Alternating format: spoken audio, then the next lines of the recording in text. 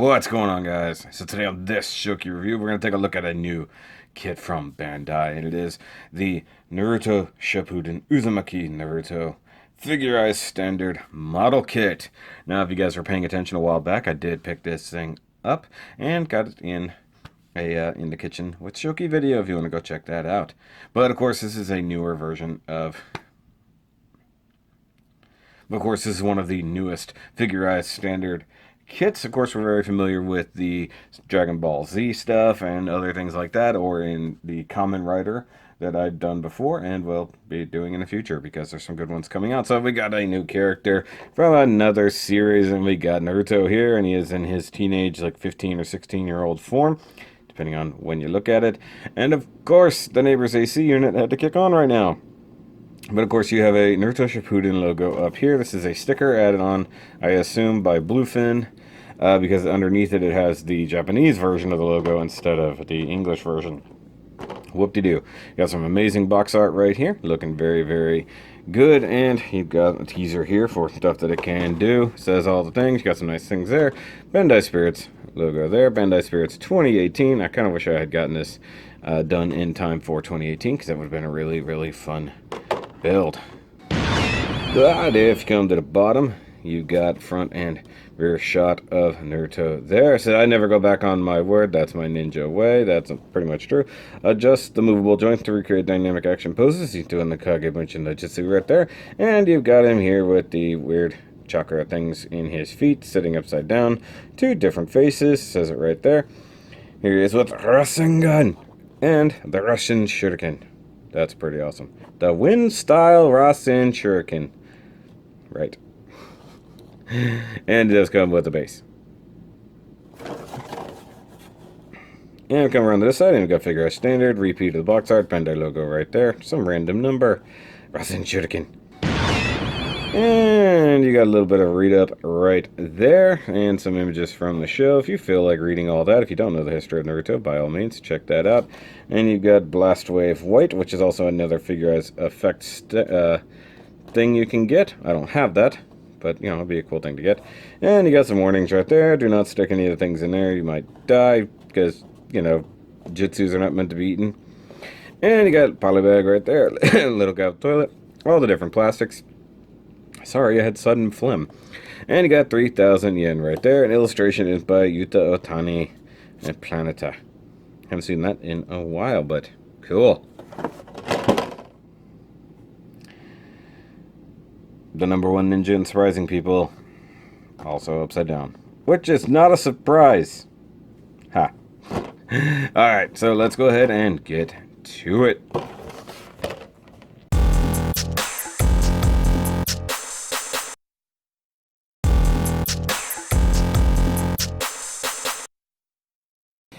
Alright guys, so here we have the Figurized Standard Naruto. Now I did do this at the Gundam Build Meet the other day, so there's no footage of like time-lapse, which I'm wanting to get back into doing some more time-lapses here in the next few kits that I would do, and possibly for a custom build might do a time-lapse. So he's a pretty cool figure. He has some really strange things that happen with his articulation and some weird gappiness that comes with the fact that it's a humanoid person. Actually, about as close to a human as we're gonna get. Like, I mean, I've done the Kamen Rider, but that looks like a alien-looking armor thing. This is a person, so it's the first time I've done one of these. I do still have a Dragon Ball kit I need to do, but I'm just kind of lazy on that one.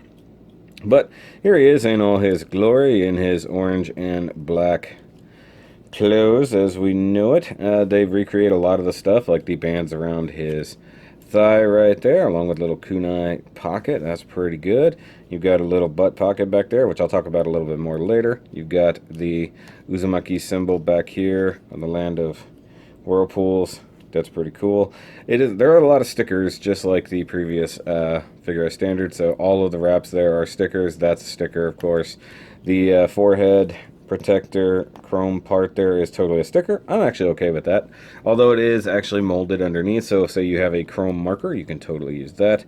You have this symbol right there on his other shoulder that also is a sticker, kind of stands out like a sore thumb, and is not molded in. I wish they had actually molded that onto his shoulder. It would have been cool. There's some pretty good part separation and color separation, especially for the head. So you can see the face is all separated nicely. The yellow for the eyebrows and the sideburns is all one piece of plastic that's underneath the face. There's actually a cool multi-layered deal for the eyes that if you choose to do it, you can leave the eyes in plastic form, which gives you a really almost too real look to it because it's translucent blue on top of the white. But I wanted the animation stickers for the eyes. I think they just look better for what the figure is. I did panel line his face. I needed to redo his mouth and his nose so they stand out a little bit better. The hair is all multi-layered, very much like the Dragon Ball figures would be. So I'm guessing they're just going to do a whole bunch of shonen figures. Really hoping they do Sasuke. Somebody told me that they showed off Sasuke already, at least in prototype form, so that needs to be a thing that happens. All the orange is all molded separately. Most of the flesh tone is molded separately, except for his the bottom of his shins and above his ankles right there. Those are stickers. That's kind of sucky. But the toes are a whole separate piece that you sandwich in between the shoes, which is actually pretty interesting. One detail I did add was the chrome for the zipper. I need to clean it up a little bit. It's just a little bit sloppy. Just one more pass ought to take care of that. I like that his antenna, his bandana back here does position, so you can just kind of have it flowing in the wind. I mean, you can kind of have it whichever direction you want, but generally speaking, it's like probably always flowing over his left shoulder, not his right. But it could be wrong, and well, just in rotating it, I popped it loose. But I mean, it works. It works in either direction, if I'm honest. It's pretty good. I mean, I did very little work on it panel line wise. Just panel lined the crotch zipper right there. His pockets need to be panel lined. They're right there. And because I don't consider this 100% finished, because I do think he needs to be shaded and whatnot, I will be doing that later, probably as a Patreon video only.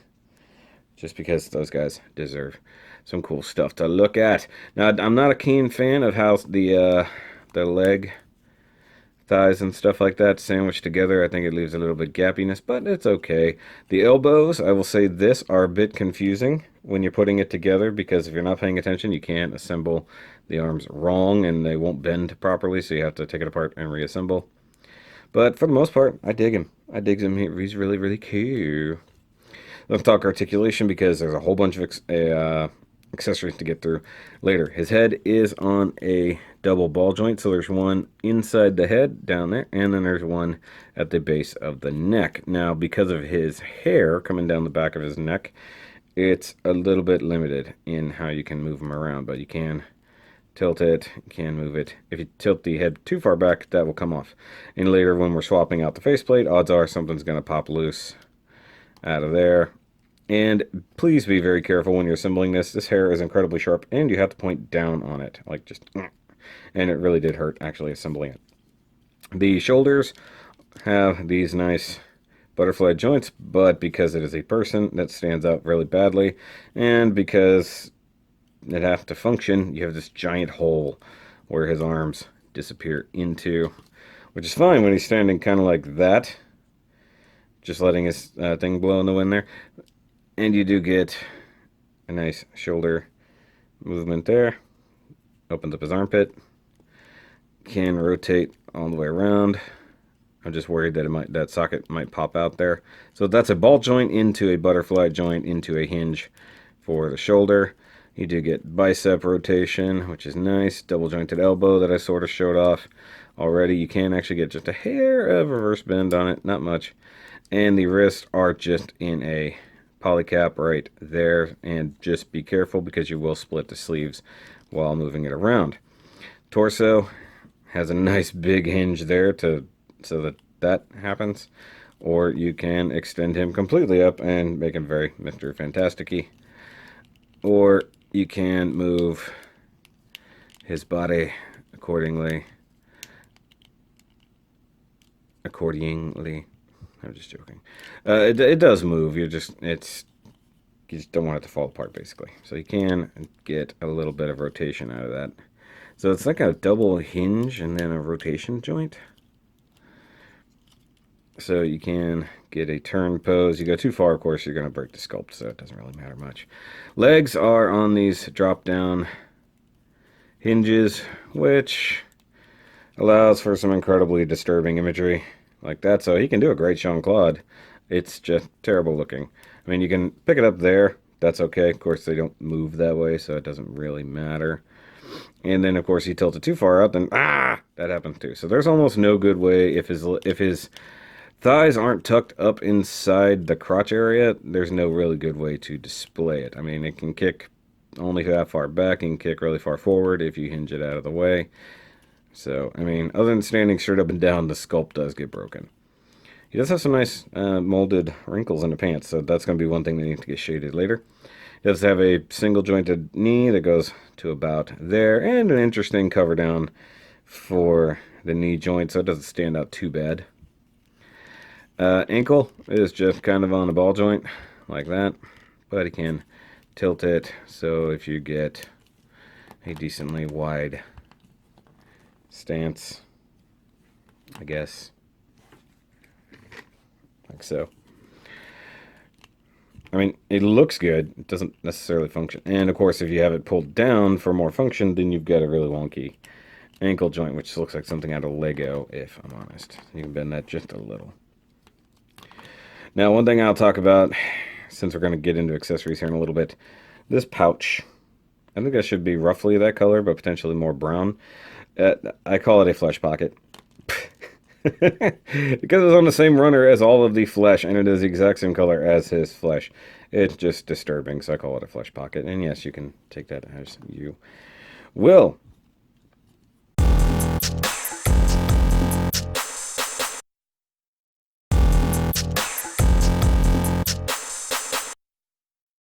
Alright, so let's go ahead and talk accessories.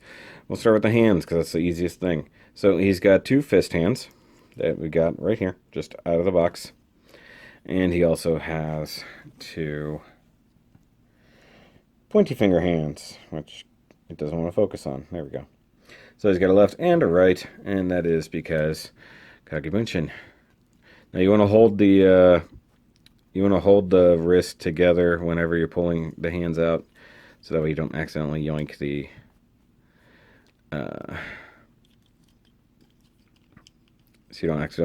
wrist out. So we're going to go ahead and assume the position.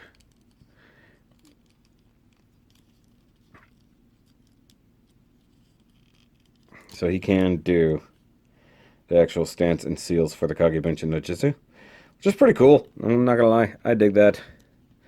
I dig that a lot. But now I want more Naruto's to pop up. Oop, how about I just knock him over? Up. I keep forgetting I'm trying to rotate at the shoulder when I need to rotate at the bicep. Okay, he has a couple more hands, which bother me a little bit. So let's go ahead and pull these out.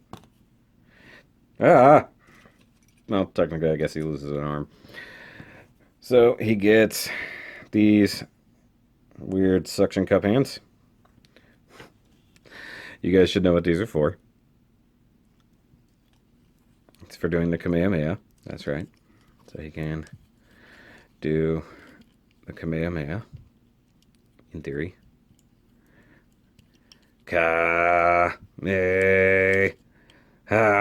Anyways. So, even though you get one for both hands, it's really meant for the right hand so that you can do a Rasengan. So you get the little swirly ball, which is very, very similar to the stuff we've seen with Dragon Ball. And you just plug it into the palm. Whoop-de-doo. Yeah, you can be like, hi, I got a Rasengan for you. How am I? Kind of. Now, there's one problem, is that because there's no wrist bend, not really, it comes at a really strange angle like that. I think so. He's like, he can hit you with a Rasengan like that. It's a little awkward, if I'm honest, but that's a thing you can do. Now, he does come with other parts for that, and it's this big old thingy, and it is to make the Rasenshuriken. Fuma Rasenshuriken. we're honest. Now, you do want to line these things up properly, and I will say that once you put this together, it doesn't stay together. So it's kind of keyed to fit in there only the one way. Come on, there we go. And then it keys into here. And you've got it all sandwiched together. Now you'll notice there's a weird peg right there. So what we need to do is rotate it like so. Bend at the wrist. And we bring out this interesting effect part.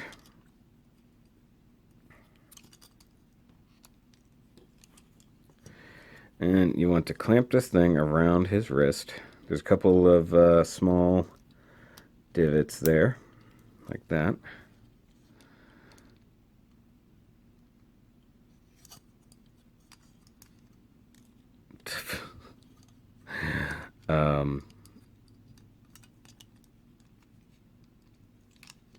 Maybe I did have it upside down. Yeah, so it should be like that.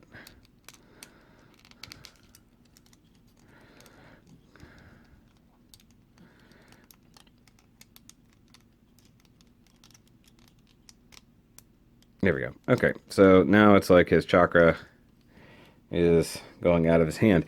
Now, this is one problem I do have for sure, because he can only sort of hold it way out here. And if you turn the arm a little bit, like so, that's about the only way you're going to be able to hold that.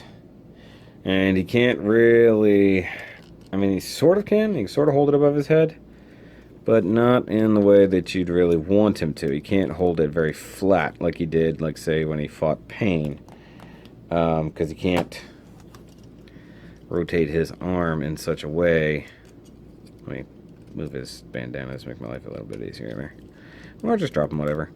So, I mean, he sort of does this number. That's about as good as you're going to get for an overhead throwing motion, which I guess is kind of a right pose, if I'm honest. It looks like he's sort of about to throw a pizza. But I wish he had a bit of a wrist bend. Like, because even the Kagebunshin hand, I think that's the wrist bend they needed to make this particular effect work. So if you want to, you can just do that. And I wish that they, since he doesn't use this hand for the Rasenshuriken, I do wish that they just made this kind of an expressive hand instead of another holding hand. I mean, you can use it for that, but, you know, I wish they had done something a little bit different. But he can totally do that. And we're going to leave that effect in his hand for the time being, and we're going to move on to a swappable face, because I really want to get this expression out there. He's about to cut his own leg off.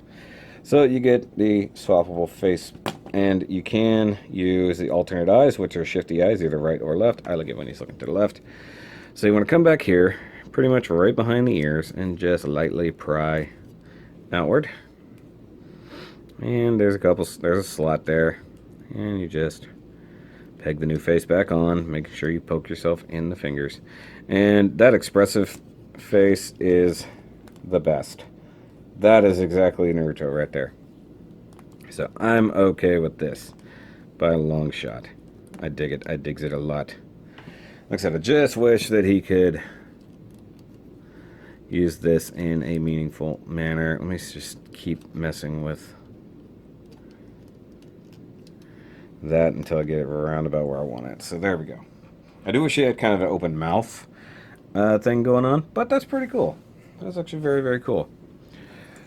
Now, he does have another thing that we can use, kind of in conjunction with all this, and it's a figure eyes stand, very similar to a Figma stand or a Figuarts stand, and he comes with this little adapter here, and it does plug in right here under his flesh pocket. So you move the flesh pocket and you plug that in like so, and utilizing some gravity, you sort of just get it to where he's about to chuck the Rasenshuriken at somebody. That's probably what I'm going to do for a thumbnail, if I'm honest. And if you need somewhere to plug this, you can utilize some of these extra bits here. And it does have a little hole inside the flesh pocket that you can just sort of tag it in there, and that way you don't lose it. So that looks pretty awesome, if I am honest. And if you want to change out the eyes, you just got to take it off and put the other one back on. I will recommend, because I don't think the instructions do, have the faceplate removed entirely, so you're just dealing with the bare eyes before you put the stickers on, or else it's not going to look recessed into the face, which will be really, really strange, if I am honest. Let me turn this light this way just a little bit. Now, he does have two other things, and that's these little chakra effects that go on his little feetsies. So I'm going to pull out that. I'm going to straighten out these. And this is a very, very cool addition. It definitely takes me back to some old school toys when we were kids. You just want to plug these into his feet, and I wasn't paying attention. Did they lock in? They might lock in. Hold on. So that, and then you turn it. Yep, just like that. Okay, so now that's locked into the ball of his foot. That's cool. So you turn, and then you lock it. Dink.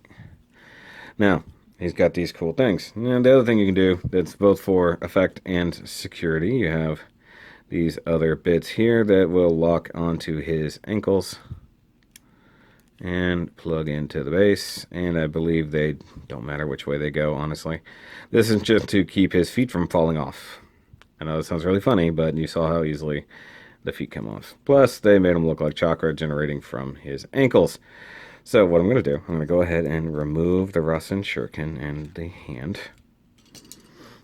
And I'm going to give him back his Kagebunshin fingers.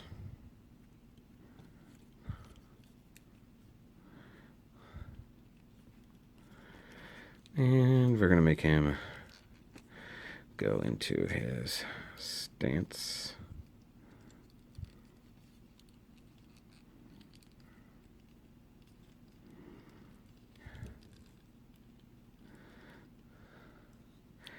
And I'm going to go into another room to show you what this works. Okay, well, I didn't have to go to another room. I just had to go right over here to my stand.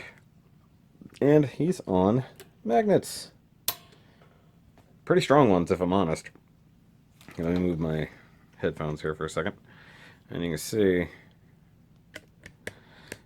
he stands pretty nicely. Doesn't even move. Doesn't flex. And if you want to get silly with it, much like some ninja do, he totally hangs upside down. So that's awesome. He's very mischievous looking. And actually, since he's upside down, let's turn his... There we go. Full on gravity in effect. I guess in theory I could have stuck him to one of my lights over there, but that's okay. So this is one of the coolest options for this whole thing. So like if you want to stick it on your refrigerator, or a friend of mine used it to stick him upside down in his display. It's pretty funny. Like he used some of the metal bars and stuff that were already in his display cabinet to make him hang upside down. So that's pretty awesome.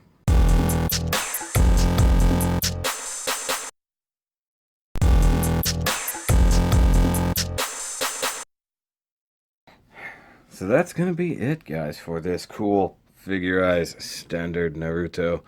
Now, I really wish that we get a Sasuke, or actually I really just hope we get a Sasuke, especially one that's either the version where he's still with Orochimaru, maybe even the version where he's Taka, or Final Battle. I mean, that would be fine too.